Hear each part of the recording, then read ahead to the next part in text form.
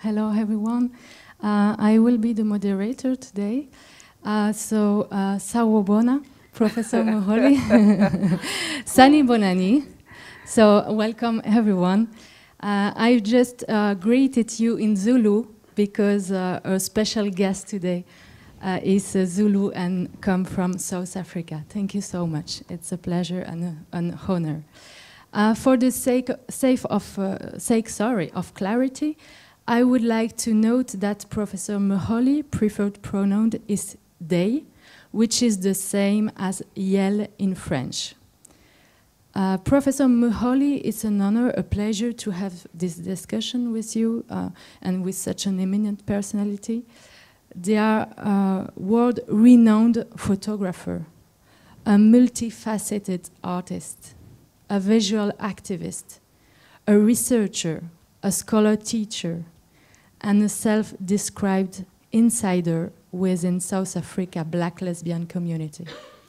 Their work has been exhibited in many galleries and museums all over the world, such as the MAP, la Maison Européenne de la Photographie de Paris, the Louis Vuitton Foundation, the Seattle Art Museum, and the Kunstmuseum in Switzerland, and many others.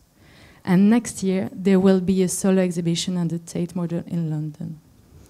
They also co-produced 2 documentaries, We Live in Fears and Difficult Love. And finally, they have received many prestigious awards and prizes. To name but a few, the Spectrum International Prize for Photography in 2020, the Lechy Award for Humanitarian Photography in 2019, the France Chevalier de l'Ordre des Arts et des Lettres in 2017. This afternoon, they will receive, an honoris causa doctorate. This symbolic reward recognizes their support given to the LGBTQIA+ community for over 25 years. They has been documenting the lives of Black and LGBTQIA+ people and bearing witness to the violence, the inequality and the discrimination to which they are still subjected in post-apartheid South Africa society. This commitment for the right, the visibility, the respect and the dignity of this community to which they belong have been exemplary, and it's an inspiration for many of us. We want to pay tribute to them, their artistic career, and their fight for respect. Professor Muholi have produced a number of series, and they still have been working on some of them for years. We have an hour and a half in their company today. So as their approach and their work are huge and very richful, we could not see all the works, of course. So there are some books about their works on the table, and you could consult it after the discussion, but Professor Muholi have made a selection of photographs, and we'll talk about it right now. But first, maybe, yes, we will introduce their work, and then Professor Muholi give us some explanation about their self-portrait series. After the presentation, there will be a panel discussion, followed by questions from the audience. So don't worry if you're not so comfortable speaking in English. Louise Regnard is there. She's an English speaker and she's passionate about art. She will be there to help us and to facilitate the discussion. And without further ado, could you make an honorable guest, Professor Muholi, welcome with a warm round of applause.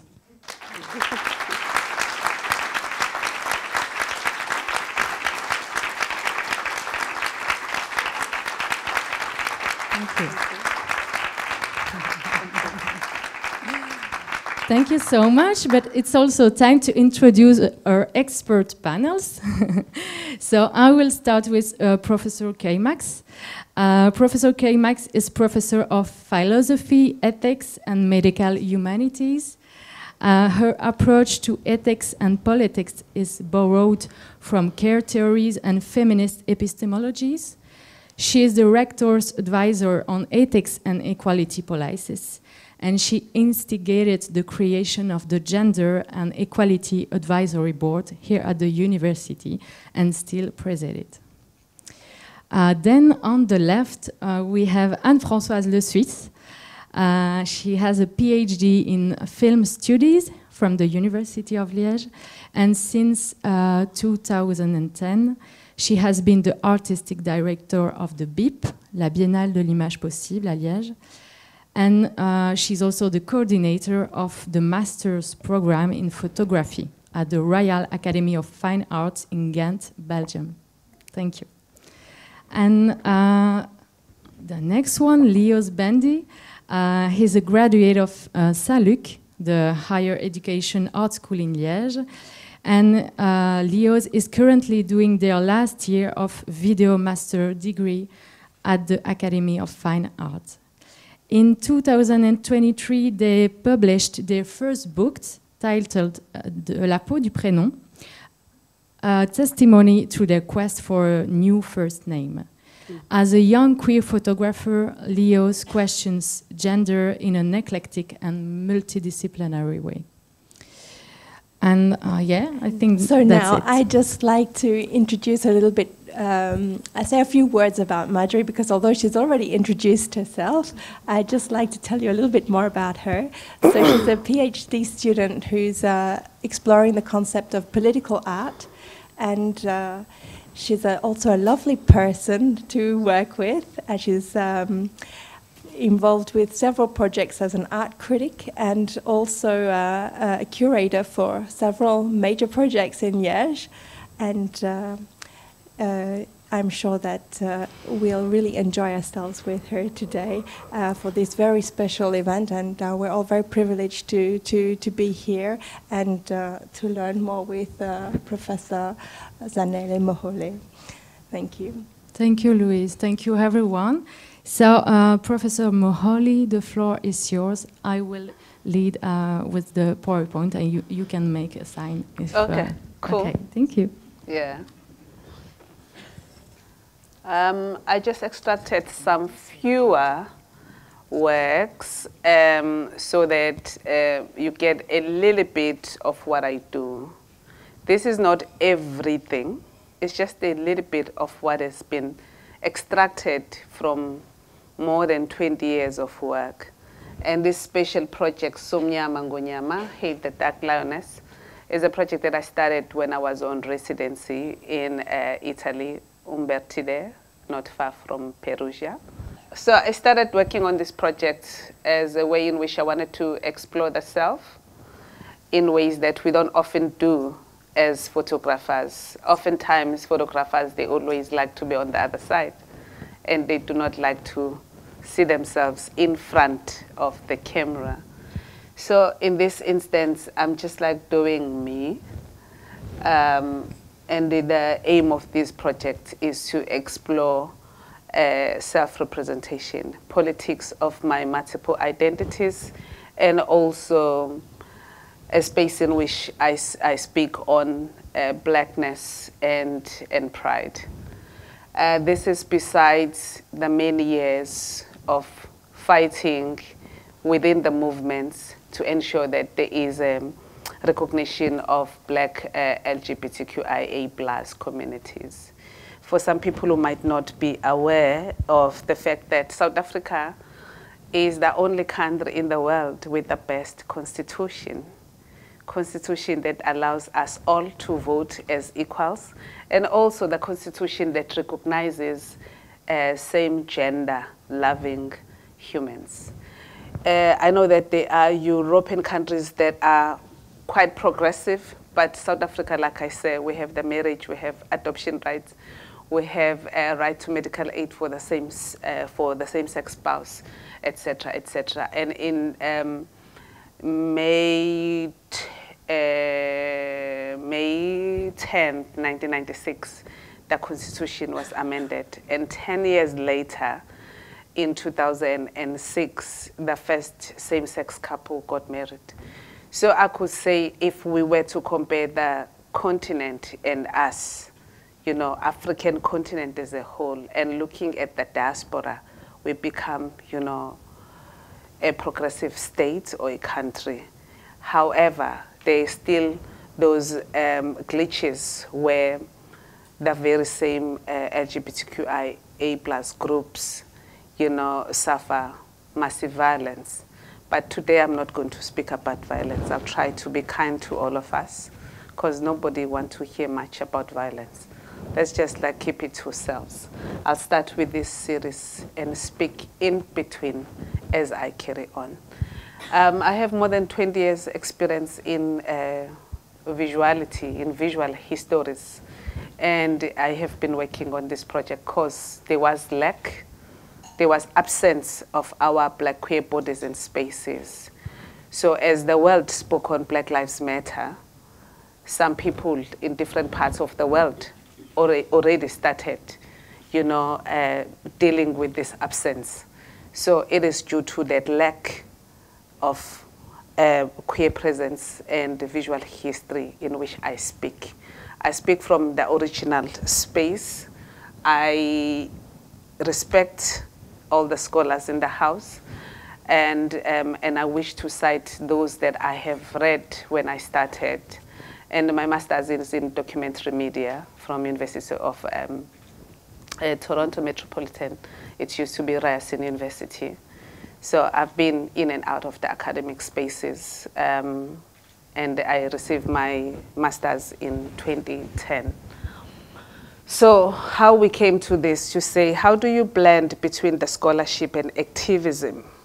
How do you bring forth what is unknown to, and bring it to the fore, especially in spaces that tend to ignore or choose to distort LGBTQIA plus communities? Yeah. So I start with self, and then I'll share some images of human beings in which I have documented in the past, and back and forth. So this is me. Enriched by a picture will be a film just after here, which is this one. This is a space, the film is done with, for people who shoot with film. Yeah, this was shot in PD250, a Sony camera, long time ago. This shot is done in 2019 at University of Cape Town, my beginning, and that's where I met some of my previous colleagues who work at the different galleries that I've worked with. So this is my early work, which sparked that debate, which then brought my work to the fore. Some people didn't know about my work and how my early work was shown at different universities, at conferences, as poster presentations, and then other scholars started writing about this work. So I'll share with you, this is very short, and I'll stop in between, but just for you to get some context. Very, very old, 19 years ago.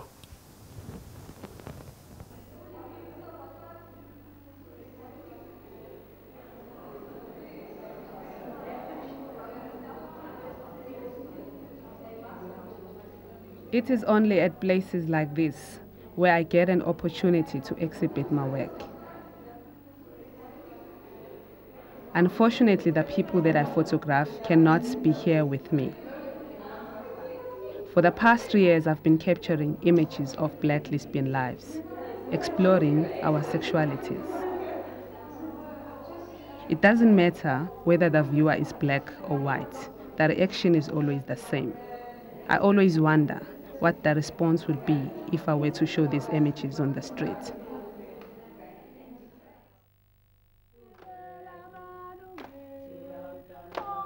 I wasn't prepared for the effects that my photographs will have on people. I only wanted to share with the viewers that there is more to lesbianism than what normally meets the eye.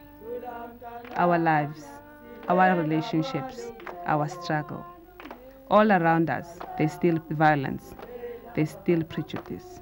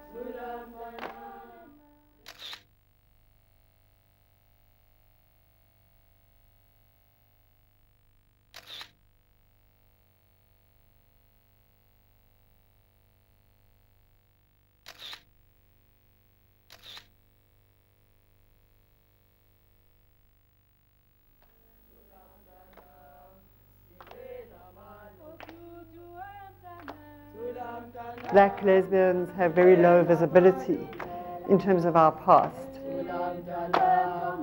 Their images, they're in your face, and so it's very hard to be in denial when you're looking at these images. The images are very strong and also is a way of enticing people who first see the images to get their curiosity aroused, to go more deeply into the text and read the text. At worst, you know, they open people's eyes. We are at that crucial time where photography in South Africa, 10 years after democracy, has actually now established a new identity. From a number of photographers, there was a very strong support. People believing very strongly that these pictures need to be shown, need to get out. On the other hand, there were people that felt that the photographs are a little bit too provocative, that one should put a little bit of a layer before you actually show it to public. I think it was quite a shock to many of the classmates. A lot of uncertainty of pornography, questions about what your right as a photographer is. There was a resistance coming from them, which was good. As the project continued, I think they became a little bit more open, a little bit more aware, and it definitely has been a learning process for them. Their own issues about sexuality, gay and lesbian issues, I think they wanted perhaps a little bit more neutrality, but got aware of it. Yeah. This is taken of a woman 2 days after she was raped. I think that it's particularly difficult if you are someone who's gay, whether a man or woman, and you've been raped. I think it's doubly degrading and humiliating and difficult to come to terms with. This is our most sacred area. We don't allow other people into that area freely or willingly. If you look at the placing of the hands, she's got her hands here, but she's not quite touching. Her hands are above it. So her most sacred place has been wounded. It's only by consent that we allow other people to touch us there. Here she's been deliberately violated. She's going to have to relearn confidence in her sexuality.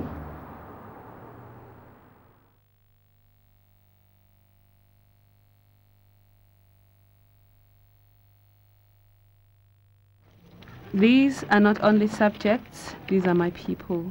They describe the person I am. They are my friends. I have respect for them and value them. I understand where they come from in our life, in our communities.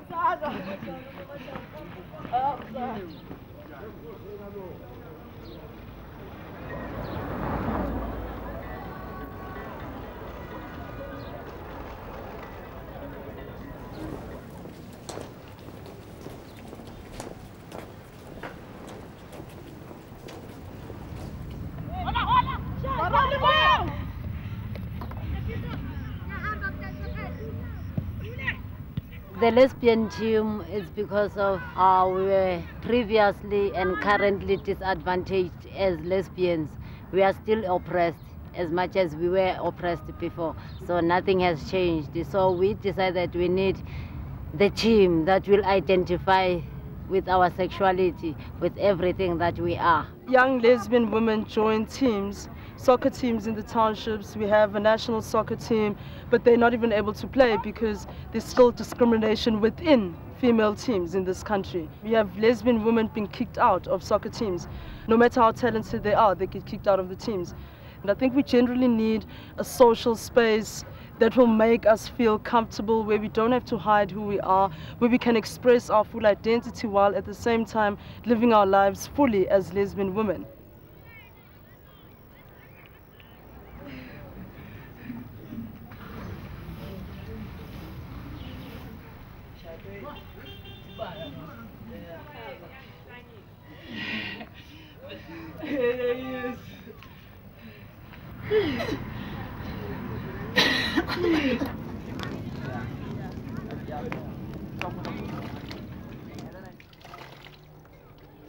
Ooh.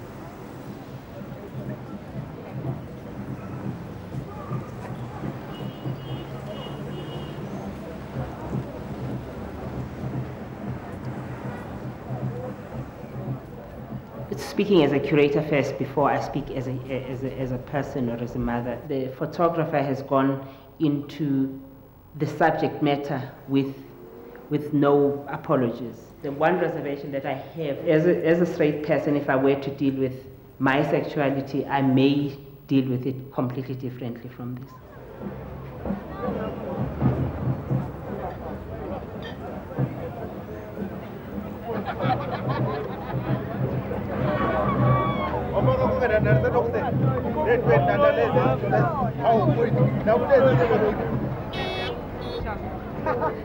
In other African states, street photography makes the art accessible to everyone. I would have liked to make a living being a street photographer myself, but I chose to deal with political photography that's focused on our sexuality. But in my heart, I still am a street photographer.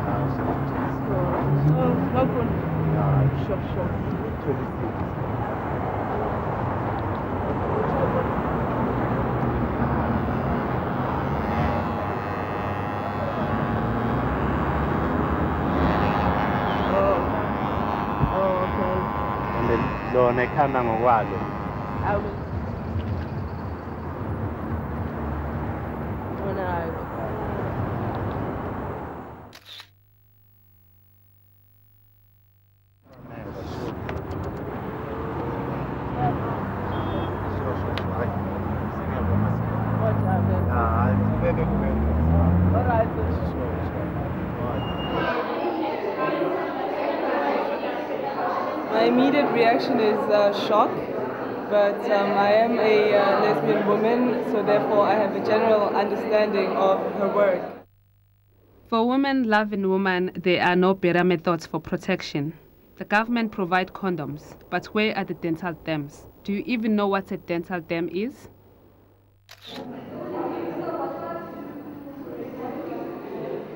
Especially the bandage pieces, for me, it stands out because it's that moment that you have discomfort with the way that you are. It's the sensitivity and the humanness and the very closeness of the person who's taking the picture, Zanele in this case, and the subject. I think it makes you think about what it means to say period, in the sense of menstrual period, but also period as kind of full stop and so on. So I do think that in the naming, but also in the interplay between the naming and the images themselves, you are forced to think about the process of looking.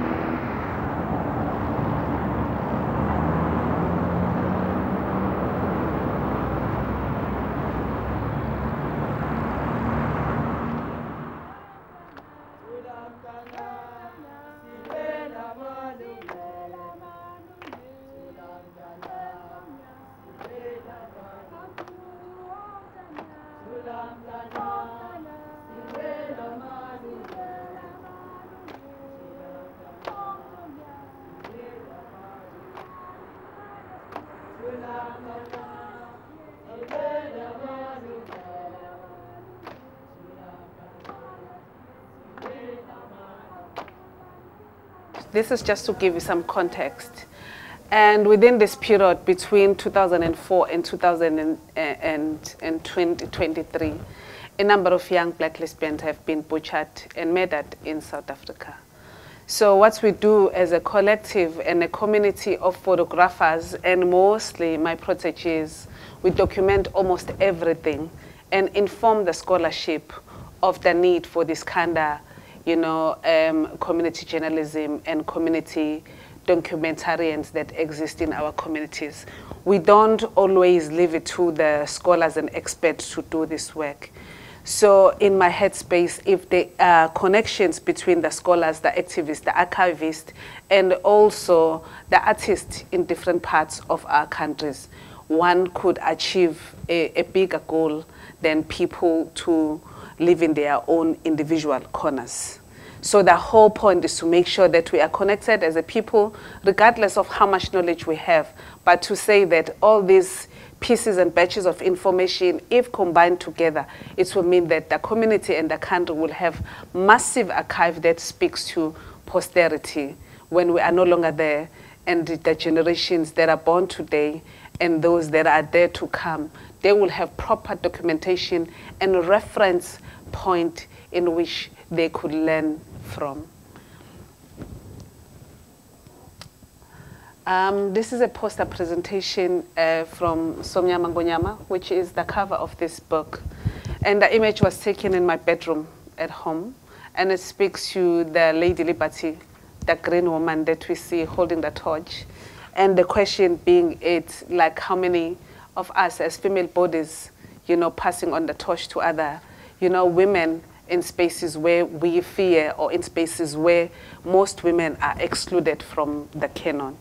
So I think it's at spaces like these academic spaces, like the workplace, and many other major places where we know the power of women, which most feminists speak to, the absence of women who are trailblazers, who are change makers, who are game, changers. But then some of these people get not to be seen, publicly, not to be recognized as how they deserve it. So it was the poster for La Map, as you could see here. And it is titled Dozake, which means their, things, theirs. And most of the titles in this series, which is mostly self-portraiture, meaning I document myself at various places, and I work better when I'm on my own than to be interrupted. And I don't paint my face in these images. And there is no sophistication. It's just myself and I, my tripod and my remote, and that's it. Whatever that you see that is contrasted and super black is touched in post-production to bring forth the aesthetic of it. In this piece specifically, I'm wearing cowrie shells, and the cowrie shells were used for barter trade, for exchange before we had the currency called money, the banknotes and the coins. And the cowrie shells are found in Mauritius. It's rich with cowrie shells. And in most African countries, the exchange, the trading or barter trading was never about the banknotes and the coins that are currently used now. So I could say that the black traditions and people and state of economies was not as how it's used now. And I think that through colonization and movements and migrations, a whole lot of things change. So as the change of technology that informs ways in which we engage. And the image was taken at Cité des Arts in Paris during residency about like 10 years ago. And also it's named Zodwa. Yeah, also the naming, also the interplay between the naming, which has a lot to do with self and self-connection is vast here. In Ganyiso 1, if you see like figure 1, it speaks to a number of Siri, the position in which I stand, and also how I capture myself. On the right-hand side, you could see something black there if your sight is very good. I'm holding a remote. That's how I press for this image to be captured. And like I said, these are like self-portraits. And I just use the lamp to cover my hair. And that's how things were. And Ganyiso speak on bringing the light. And I also use the light as that. So when we speak on like multi-identities, either you yourself as a person breathing, either you as yourself being intimate with someone, you still wake up with yourself. And which I think that it's very, very important for us to always visit ourselves, no matter how uncomfortable that makes us feel at times. Because the people that we work with, they also do feel uncomfortable when we cause some interference in their lives.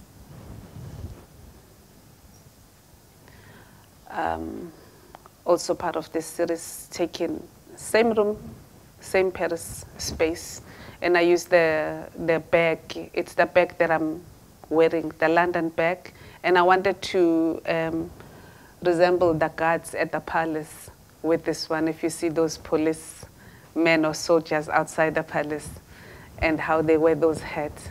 So it speaks on my movements also in between spaces, and what I learn and read, and also the attitude and the behaviors of being confined and be on salute and ready for action, but also speaks to security. And the security in this instance speaks on self and security and safety that I have to create around the personal zones that I create as a person. There's the hype with the female black body and the nude or nakedness, and the interplay between the difference between the nude and the nakedness or being naked, and also how powerful the naked in relation to protestation. Yeah, there's a beautiful shot that I'll share with you, done by Professor Sheila Menchis and Shireen Hassim. But I'll be sharing this with you as professors here of what I've learned along the way and how black bodies have been used for protestation to destabilize, you know, the power struggles that comes to them. So then this speaks on Ukhamba Ze, to walk naked. And it's a protest that took place in Soweto, where women were fighting for their right to access housing in Dobsonville. So then this becomes a reference. And I'm just shooting in one space, in one small bedroom on residency there, and I'm using the bed linen that I find at these spaces to speak on this. And for people who are challenged by the nipples, I come from a Zulu culture background, and breasts really are not a sexual organ. In a way that every year there is the Zulu reed dance, where the Zulu maidens, they celebrate themselves and their bodies, and also taking proud of their culture and traditions. So this also another like different reference if you were to connect all the squares in place. A slight movement brings a different kind of aesthetic. And some images I'm looking direct to you, challenge, the viewer, and also speaking indirectly to the person looking, because how you look and how you read the image says something about how you look at yourself and how you engage with those that you are connected with, or whoever, whatever subject that you are studying at that time. So I don't know how many visual anthropologists are in the house. They will understand how they do their own business and their engagement. Yeah, men on mine, or men who are working at mines, then becomes this reference one. In 2012, more than 34 people died at the mines. It's known as the Marikana Massacre, and this image speaks on that. This is just taken immediately after the deaths of those men who work at the mines. So I speak on like all that we consume that is sophisticated, black diamonds, the gold and silver. It comes from the soil and the ground, and most people who go underground, they cannot afford all the fancy that they work at, and with the low income salaries and wages that they receive. I just wanted to speak on that, but using the self, referencing these cases that are known, but then, and the tendency of ignoring these cases, and the risk factor that is attached to these bodies who go underground for the wealth of others. Planiso is checking at the sales, one of the spaces that I occupy when I'm home. Speak on the politics of the Afrocomb, and the Afrocomb equals to Africanness, and the politics of black hair specifically, and also touches on the pencil testing, where black people were weighed or classified by the texture of their hair. For most of us with like black hair, and how this black hair has displaced many of us and how it has put many of us in danger speaks to that Afrocomb.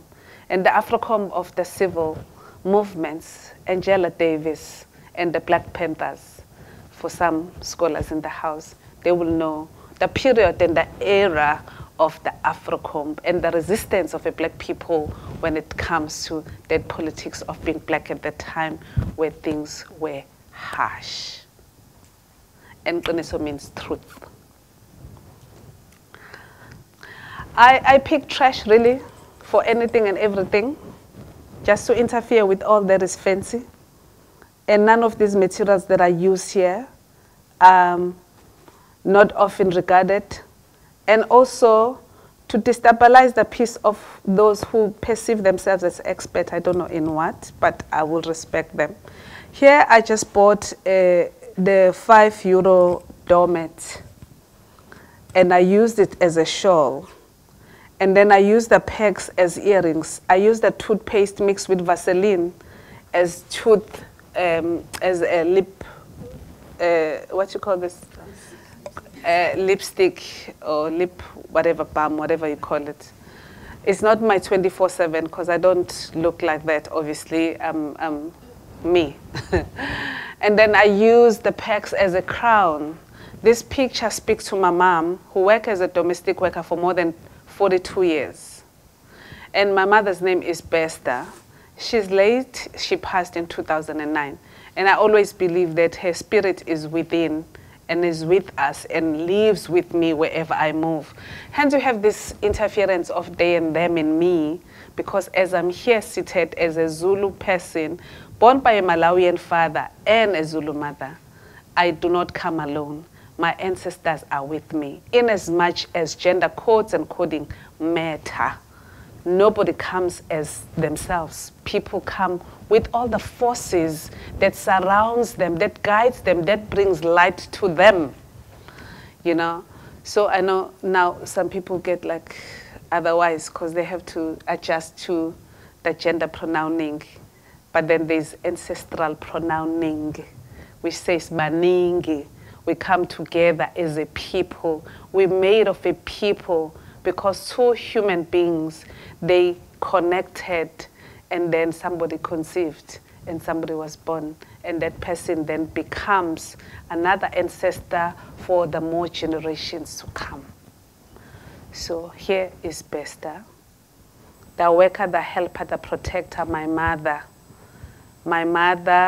to the many other individuals, and a person who has guided a lot of white kids as she worked as a helper for white families for the 42-year period.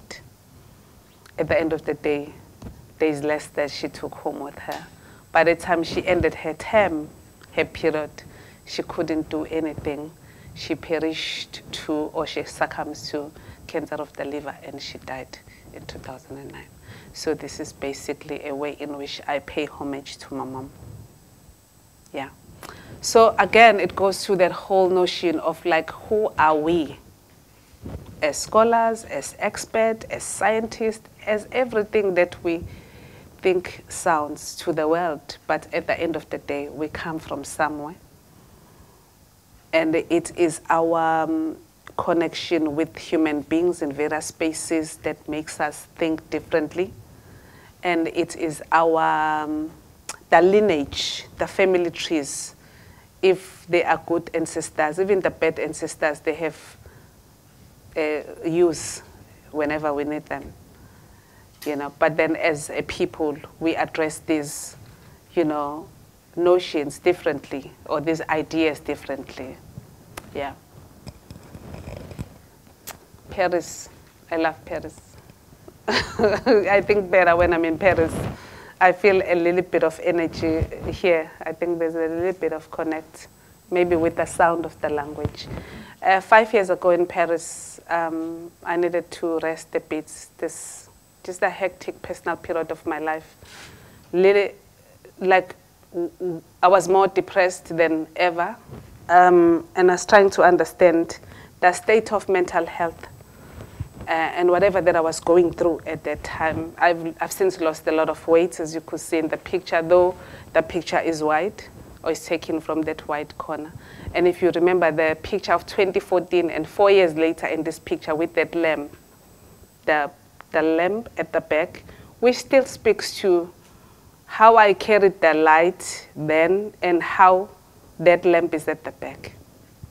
So depending on how we read images and how far we go with the reading of the images, yeah, whether we're in bed or out of bed, whether we're in front, like, or in the background. And obviously the books that kind of like brings a different sense or light, because they reference other spirit as well. So the picture is called Senzangakona. Senzangakona is one of the Zulu kings. But also the meaning of the name is like the way we do it. I don't know what the name will mean if presented in other languages. Yeah. And I keep on going back and forth to Paris because of the histories that connect us as a people. And also being reminded of human zoos in these colonial possessed spaces, which I won't touch much into that until I speak maybe to another expert in the room as we carry on with this new relationship. There's a lot of work that we still need to do. And we shall try, especially if people are open to new knowledges, because no expert knows everything. People only know what they know in that particular corners that they occupy. But I guess that it is time now that we are transparent and freer and honest to selves in order to ensure that whatever that we teach, whatever that we decode, encode, get, to good hands or good use to those who will be receiving the information that we teach with. Thanks.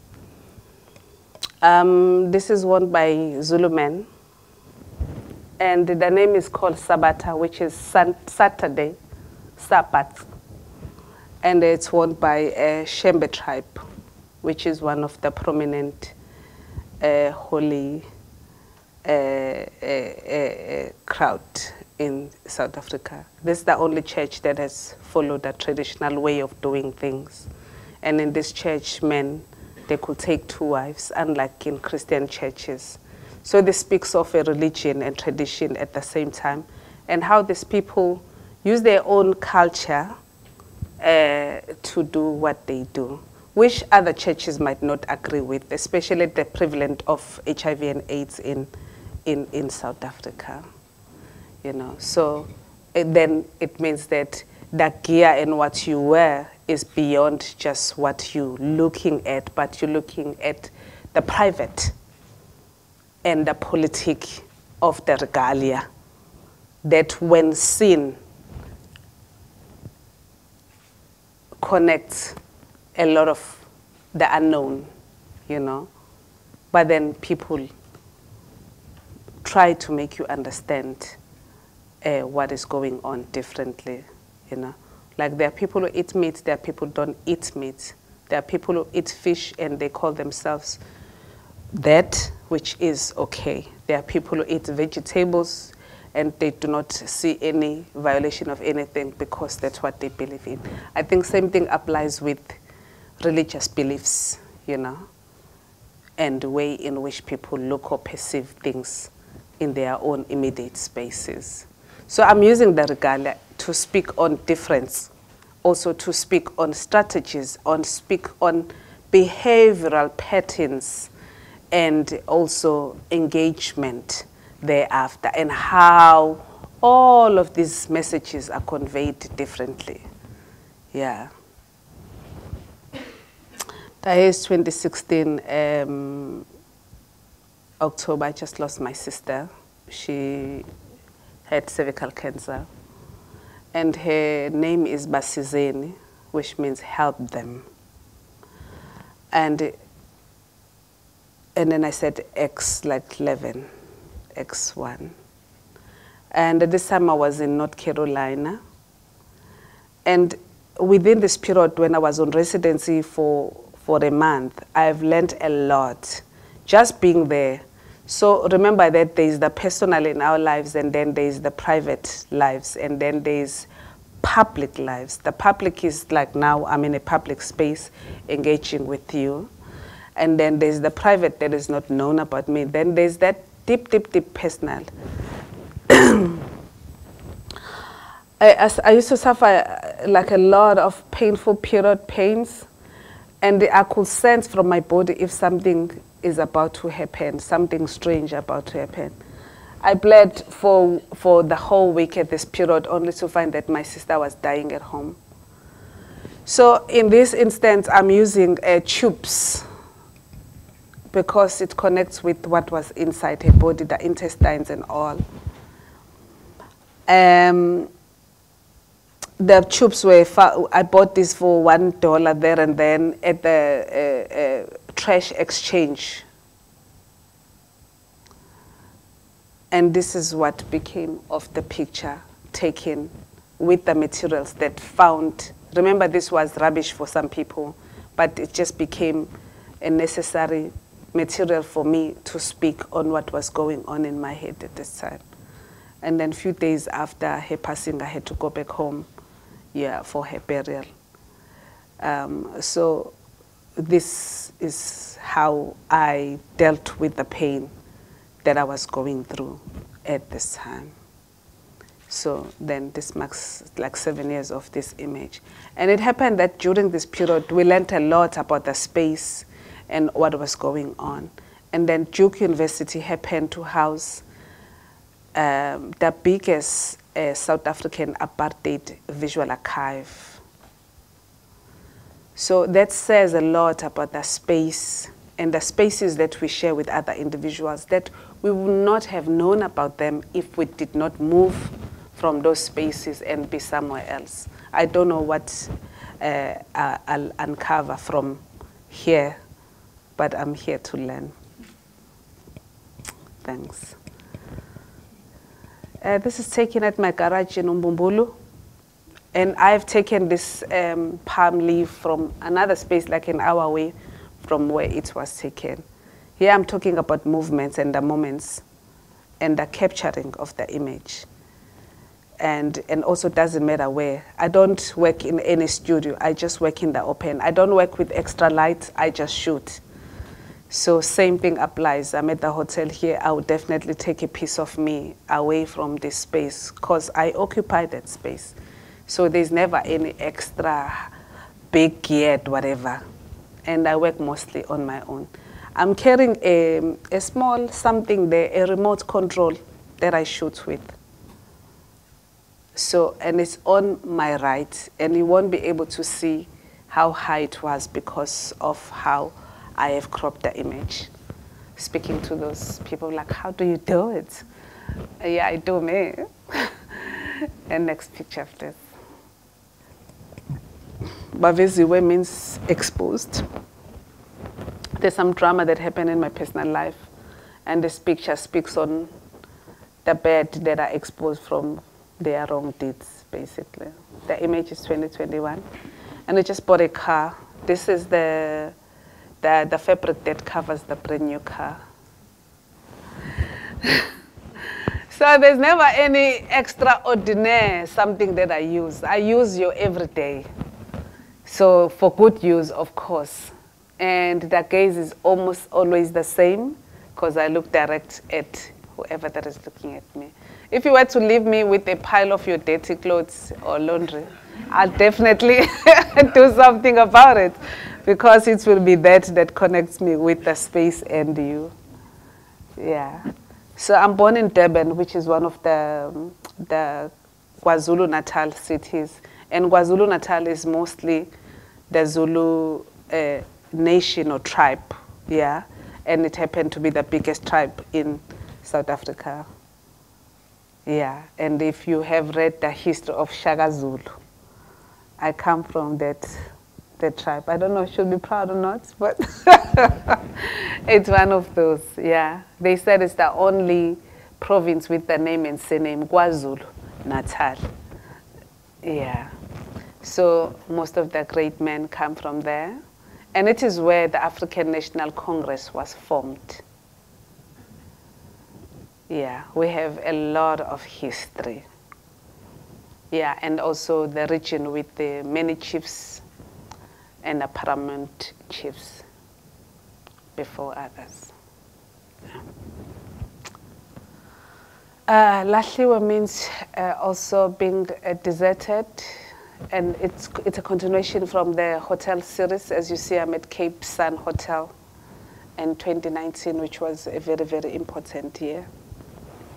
There's a lot of religious, like Muslim people in Cape Town. So I just wanted to try to be within, but also it comes with a different politic. And I just used the hotel towel and the throw at the hotel. Yeah, nothing fancy really. What you found is what you use for the better. Also, continuation from hotel series. The combs, they always become a statement for my politic or argument. And I covered my hair with the pillow, and also I'm carrying the pillow. Speaking on the politics and the racism that persists at these spaces, and the encounter as we get to be racial profiled as black people. The first question would be, do you have a credit card? No, I don't. Where do you come from? What's your name? How do I pronounce your name? No, I don't. And how long are you going to stay here? No, I don't. So it becomes an argument between those who are trained, you know, to profile the clients. Yeah. Maybe it's only at this hotel where I didn't get the aggression from the hotel staff, which is so rare in Europe, you know. Yeah, the people at where we stay, they've been kinder. Yeah, otherwise the hotel staff could be so annoying. But also it has a lot to do with their training as hospitality management, whatever madness. Yeah, so I'm just speaking about that to say, how do you speak about race politics in this regard? From the food that we eat, to the hotels that we occupy, to the toilets where we happen to go through as queer people, and the stare and scrutiny that comes within, or when like you moving into that space and you're masculine looking and versus the feminine, it becomes a whole lot. But also it is these experiences that speaks to, that leads to these projects in which questioning becomes, you know, it's a continuous process in a way, but then you could write about these experiences through the visual, you know, and you use the photography to speak on the aggressions that force you to transgress in a way.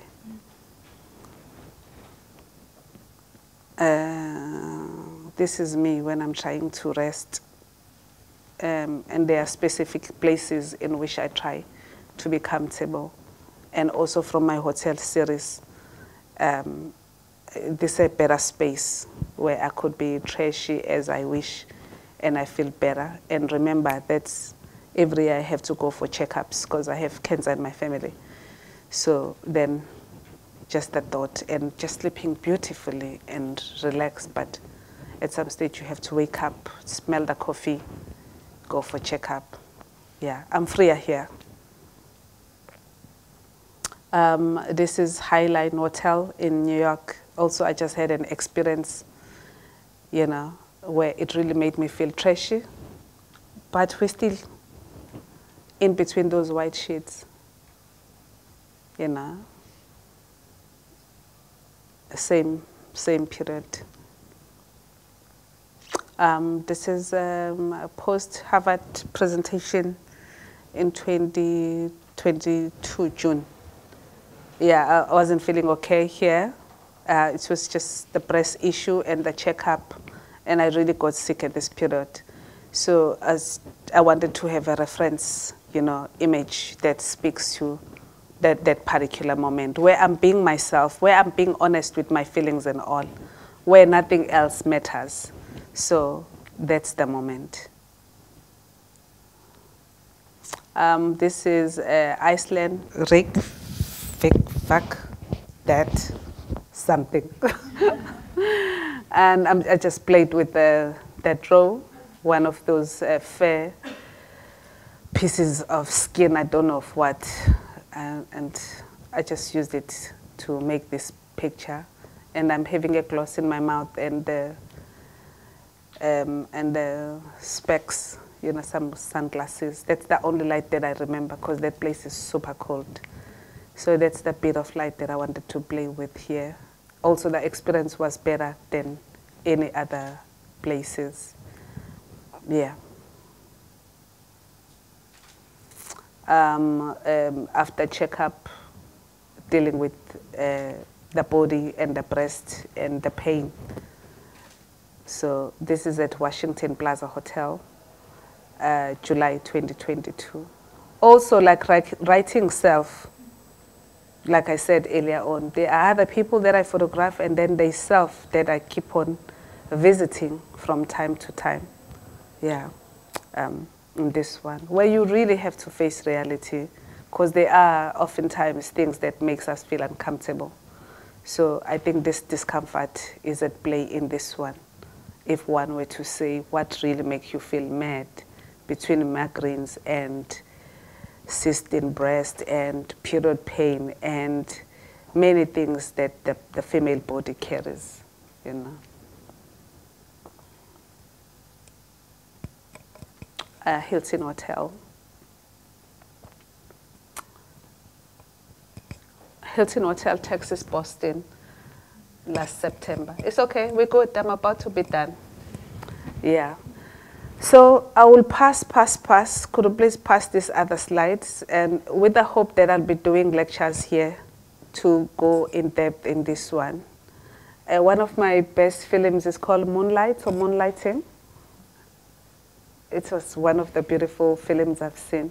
So I'm floating in water there as I thought of that piece. Go forward, this is a blank slide because you've seen too much black. And then I started sculpting in 2021. And this is an extension of Faces and Phases. And then we have like massive big sculptures now that are on show at different places, with a show that is opening in Paris on the 17th of October as part of Art Basel in Paris. And also this is the early image which speaks on load shedding, how South Africa is losing power at the moment. So I draped myself with the cords, the electric cords, and the clamps where you have to ignite, get back to power. Yeah. And then go forth. So most of the work that I do get to be authenticated. So we have certificate for everything, which helps us with the archive. So work get to be archived accordingly. And also the editions. Like how you as scholars, you publish books and you have 3,000 copies. Once the 3,000 copies done, it means that the first edition is out, second edition also out, and then by the time you reach third edition of 3,000 or 5,000, it means that it's the best book, bestseller type of situation. We do that with the images as well, you know, to make sure that the original piece and also has been produced over a period of time and the number of those copies in this instance, yeah. And since 2021, I started Muholi Art Institute, and I teach with the work that I've produced. And I also give scholarship to young people who want to study photography and videography. So far, I have almost 200 young people who have benefited from Muholi scholarships. And it means that for every picture sold, 30% of my earnings goes back to communities. So I have a lot of young individuals, proteges, and also matured women that I train to make sure that wealth is shared. And there is not only one expert in the house, but there are many other people who get to be informed and knowledgeable. So I'm working, and I never stop working. And because I believe that I can't do these projects alone. There's a lot of studies that need to be explored and a lot of communities that needs to be informed and also to inform. So collaborations become part of my norm. Yeah, so because I personally believe that the more we speak together with different voices, aiming at achieving a common goal, we could best preserve our stories and visual narratives of those that we care mostly about. But most importantly, our communities need care. Yeah. There are just 2 or 3 pictures that I want to show you, because what I just shared is where I come from. And if some people weren't familiar with what I do, I have more than 20 years experience in this jive. And I showed myself how I, you know, layer myself or embed myself into this knowledge production. And then, and just one project. Please go to the single pictures. So these are some of the images involving other people. It's a better poster, but because you are far, you could barely see the actual images. So the year here is 2011, which makes it 12 years ago. So some of the people in the poster are no more. They have since died. Some are still alive. Some have transitioned. Some have opted for a straight life, which is okay to be heterosexual. Now, if you have a person who's photographed 11 years ago featuring in that poster, I go back to them now. 10 years, 12 years, other images there, they were taken maybe in 2006 and so on. This project I started working on in 2006. This year marks 17 years of the same project. And I continue and I revisit some individuals. When there's a funeral, we try to contribute towards the family of the deceased. And also when there's one of them giving birth, we try to make sure that we support the person. And also the child becomes the child of the village type of situation. When any one of them marries or become whatever, we try to intervene. But because it's a big project with more than 500 portraits, somewhere, somehow, things can become uncontrollable. And others are angry anyways, because they never knew that this project would go this far. So I could say that alongside scholars, one has managed to produce these visual, narratives better. And there are some who have shared their stories. There are some who are not ready to share deeply into who they are. But we still continue to work on this one. And the next picture, please. This is one of the faces and phases who got married on the 2nd of September 2017. So it speaks on the same-sex marriages and the Civil Union Act of 2006.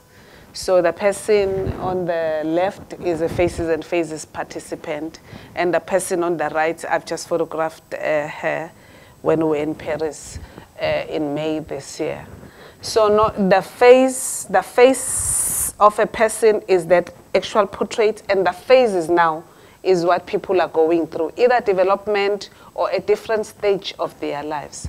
And it's a lot of these portraits. And I think I'll stop here for now. Otherwise, there's a lot. Like I said to Madge earlier, it's difficult to encapsulate work of more than 20 years into an hour, because it means I'm not doing justice to my craft. Yeah, and it's been a long journey, and I truly appreciate that someone from here sees me and sees the entire community, because honestly, these projects are not about me, but about a community that exists now, which one day in our lives will be no more. And if we don't recognize each other, recognize selves this way, we'll be shortchanging ourselves. With that said, this is my first part here, and there's many more to come, and I appreciate your ears and your presence. Thank you. Thank you so much.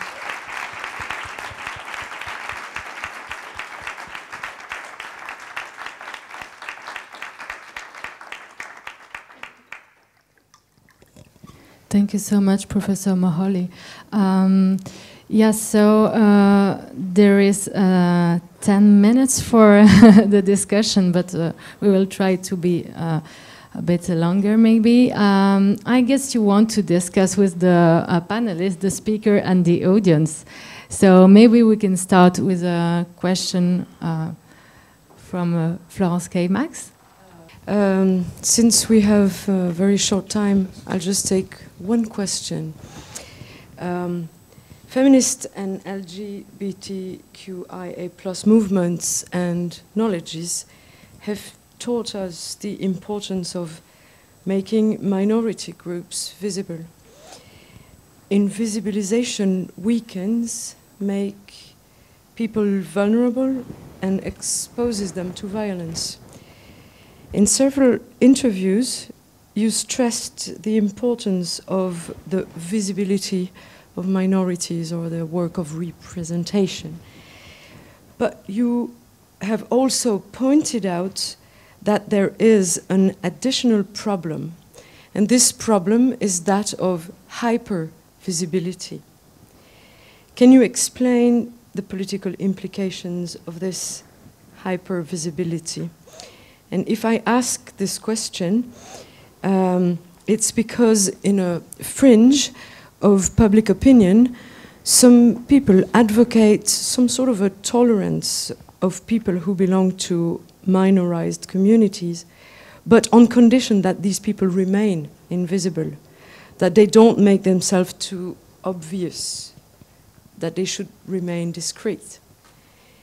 So I think it's necessary to deconstruct this idea, and I wish you could tell us how your position on hypervisibility differs radically from that which tells minority groups to make themselves discreet. That's it. It's exciting. I really appreciate your question and even the language in which you speak. I come from a space where I could hear you, and then I could hear the minority group without this hyper knowledge. And then I find myself caught up in the middle, you know. In LGBT, I would say bisexual. I find myself in between. Yeah. So the problem with hypervisibility is dangerous at times, especially in spaces where there is no high security. I live in town now, but I'm born in the township. In the township, you'll find that a lot of young activists or like organic activists, not they are papered activists, those who believe they have to read something in order to act. And then there are those who are born with it, who believe like if there's poor service delivery, they have to take action no matter whether I die or not. I have to make sure that I go out there in the open and I fight for these rights for people to be respected and also to gain better living standards, you know. So the hyper part of things is like with high risk that are attached to that. Sometimes you tend to doubt or pull back a little bit because you never know what might happen to you. And also at the same time when I speak on like, we still need to be visible regardless, because speaking as a photographer who is an insider, not speaking from outside, I'm saying I'm with you no matter what. Whatever happens, if we say we sleep on the floor, if we say we go through night vigil together, it means that I'm with us, not with them. So this hypervisibility that is spoken much about by some of the feminists tend to silence many voices that are powerful, simply because people do not understand the language and the strategies of being visible. And how I find it problematic at times, coming from a corner of knowledge, is that, which might be confusing at times, because some scholars and feminists will say, you cannot do this because it will put you in danger. But the very same people are writing about the minorities and texts that will never be understood by those people who are written about. So this hypervisibility is, there's an interplay into it to say, who are we speaking about? Who are we speaking to? For who? Then the issue of also feminisms in relation to LGBTQIAs. I know some scholars, feminists, etc., who really don't like the idea of transitioning because people, they feel let down by the cousins that they thought that they were in love with. So I have case studies which really hurt me and then started questioning me whether I want to be part of this feminist movements or not, because if people are excluded and if people are left out in the canon that they believe in, it means something else. I personally would say every person who feel it's safe for their souls and heart to be out there in the open and speak on what they believe in for their own sanity, let them be. There shouldn't be any one of us who make decisions of who should be or should not. Because sometimes it's dangerous because of the power of feminisms and the confusions of the world that are there to be. So I don't know what is between that visibility, invisibility, and hyper anything. All I know is that we have these important I'll say, prominent narratives that will lead to danger if not being made visible. Then it goes back to the question of like, what is a feminist? Who is a feminist? What did person look like? Can I call my mother, who was not educated, who never had an opportunity to express herself due to the kind of work that she was doing, not feminist? So I think it depends on which feminist. Material feminist, feminist, organic feminist, because there are different types of feminist. Then there are scholar/feminist. What is a feminist? And who qualifies to become a feminist at these transition periods?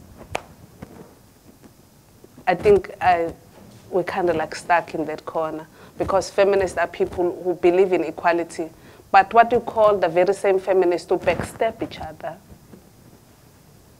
who speak equality, who do not practice equality, who exclude other women, who prioritize other things and stamp on other women to please men. I don't know. I'm here now with you. Thank you. Anne-Françoise Le Suisse, do you want to add something or to bring some inputs? Professor Muholi, I heard you say in a podcast, it was a Polygon podcast that you made, I think, a couple of years ago. I heard you say in this podcast, I don't know many happy documentary photographers. That was a way, I think, of saying that doing the kind of work you do requires an enormous amount of resistance, resilience, adaptability, and strength. It's very hard work, really taken out of a sometimes very harsh situation that you briefly explained. But you've chosen to work with beauty, dignity, and pride. And I would like to ask you how important it is for you in your work to bypass ugliness, to bypass horror, injustice, and degradation, and to show the dimension of resistance that your work has embodied, but through careful aesthetics and a form of very proud elegance. I mean, we never see like strong and harsh situation, degradation. People in your portraits are always very proud, with a very strong sense of dignity and elegance. So I was asking why you are like dealing with such a hard reality through beauty. That's a very important question. Thank you so much. I think it has a lot to do with where I come from and who am I. How do I want to be present? Start with me. How would I like the people that belong in my community be presented? I mean, the visual anthropologists, they've done a lot of damage. They have really presented us badly. I mean, black people, the black continent, and the mucus and the flies. We've seen that. We can't go back to that now, because people are trying to move on and to live beyond their present. Even the most poorest person tries by all means to take a bath and be clean, even though hungry, where it's not written in their faces. It is that insider's perspective that lives with me that kind of like try to negotiate that, to say, yes, I understand we are going through this now, but how can we become better? You know, and it's that I in me of like, how would I like, you know, to be seen? How would I see you? You know, because that whole thing that really messes me up, to say like, how do I see the next person? There are bloody images that I chose not to. Maybe that's for my grandchildren to present when I'm no more, to say actually it was really harsh at this period, but then this person chose better than pain. Otherwise, they do exist. Like now, this weekend, as I was flying here, 2 young lesbians were burned to death in Liège, you know, and they were buried on Saturday. But due to flight and all, we had to come here. There are those painful situations, and they are draining, they are depressing. Is that how the West could hear us better for presenting ourselves this way?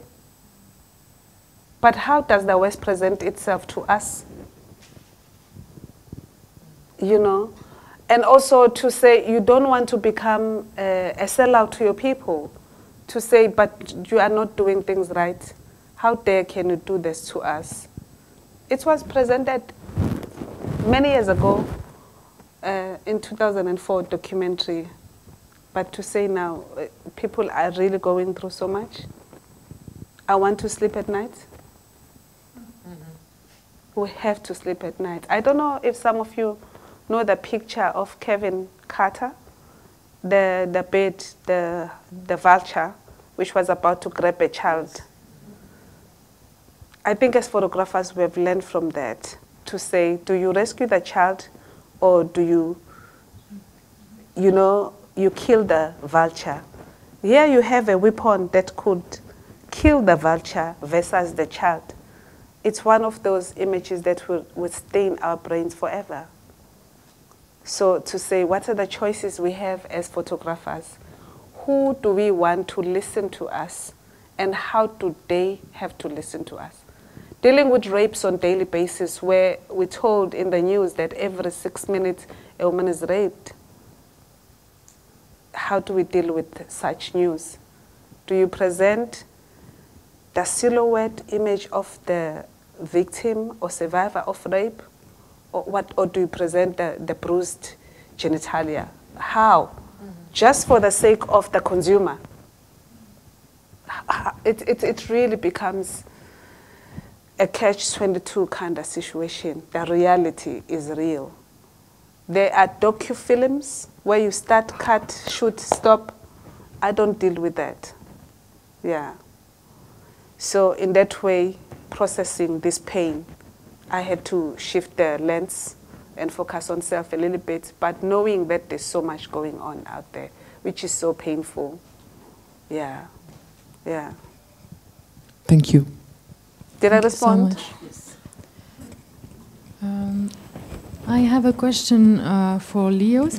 Leos Bendy, as a queer photographer in quest for identity, are you confronted with the same issue, even though here in Belgium the historical and political context are really very different, sorry. So do you think young people are more concerned about LGBTQIA plus issue? And can you react to the context and the political engagement from Muholi's work? Yeah. I was not expecting a question. Sorry. Sorry. I was ready to ask you a question. You can ask a question first. Yeah, I think, of course, situations are very different in every country. And I was going to ask you a question. Actually, I had so many questions to ask you. It was very hard for me to pick one. Your work is so deep and so various. But to relate on this matter, I would talk to you. Okay, I was going to talk to you about your short movie, arranged by a picture, and you say it was almost 20 years that has passed. So I was wondering if things had changed a bit in terms of the opinion of the public on your work, if the taboo is less important. I was going to ask you, what is the current situation in South Africa? And also, I would link this with our concern, I think, in the queer spaces that I occupy in Belgium, is the terrifying fascism, which is getting stronger in many parts of the world. And I wanted to ask you also if you think how do you feel visual artist, museum, curator, and maybe the public have a part to play against fascism? Are we responsible in some way? Do you believe art and representation can help? Thank you. Sure, I will start with the last one. With the Art Institute, I'm trying to teach with my work.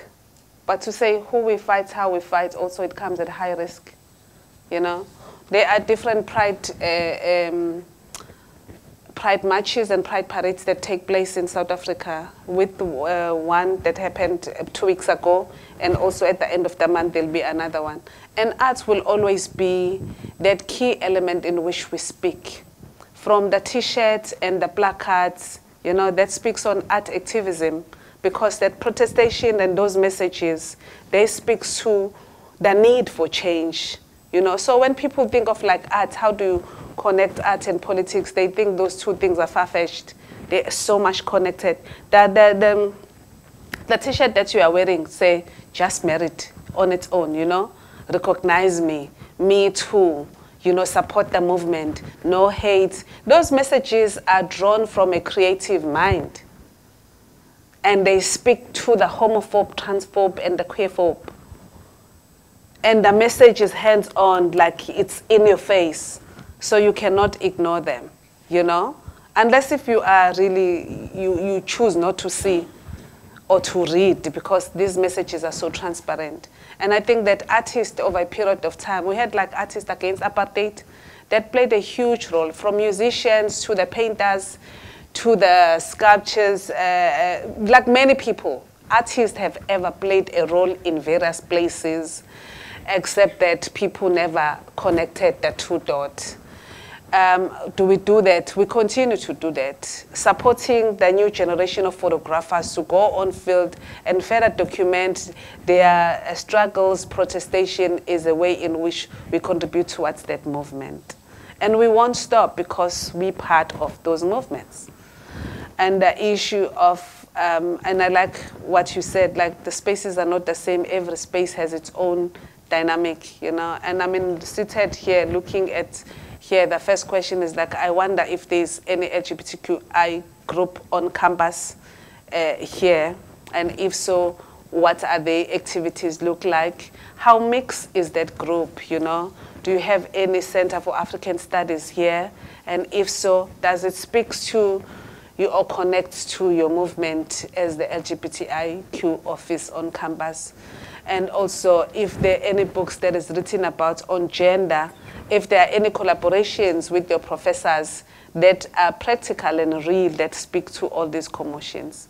Because I personally, I don't speak only on that particular issue, but I'm speaking, you know, as a generalist, to say I could speak to a professor in theology that touches on gender and religion. I could speak to a professor that speaks on gender and children's rights or children's law or business law. I'm not limited, because I live in the world, and I can't mainstream only my own issues, because I come from a family with children who are born there, who need education, who need to be sensitized, etc., etc.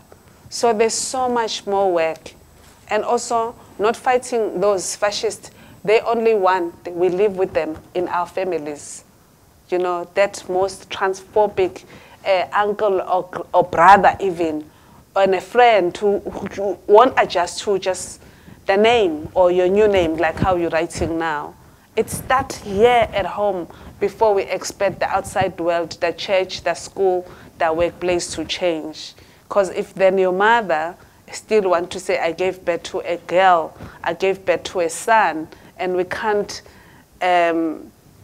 coach them accordingly, it will be difficult for them to teach those ones outside our homes, which it said charity begins at home, and home then depends on where you speak from, you know. So we're trying, we are trying. I can't say it will be done overnight. You know, I come from a space that say apartheid existed for more than a period of time, for more than 50 years, 100 years. So we are just this generation for change. and others are born as we speak. Also, they have their own role to play to ensure that this world in which we live becomes a peaceful one, you know. And what other question you have?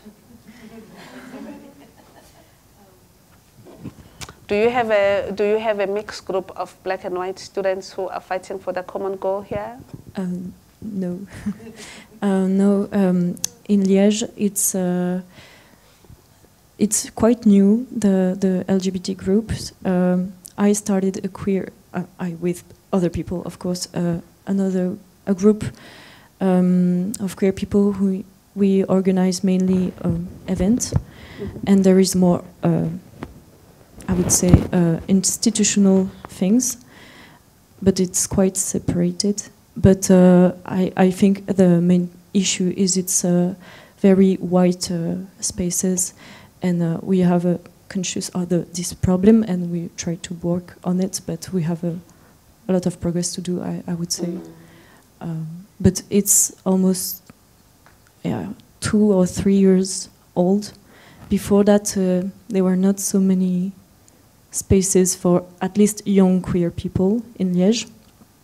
There were no pride in the town. There's no pride in Liège? No, we organized the first one since 15 years before there was a pride. But 3 year ago we organized a new one, and now it's the third one we organized. Sure. Do you have a queer archive? We're working on it. Yeah, I try to photograph also this community, but it's a lot of work. We are doing it. We have no subvention. There is, at the institution and us are very separated for many reasons.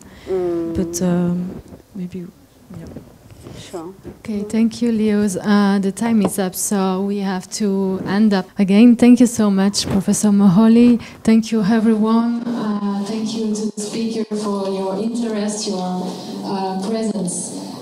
We have to conclude, but have a nice afternoon. Thank you. Thank you so much.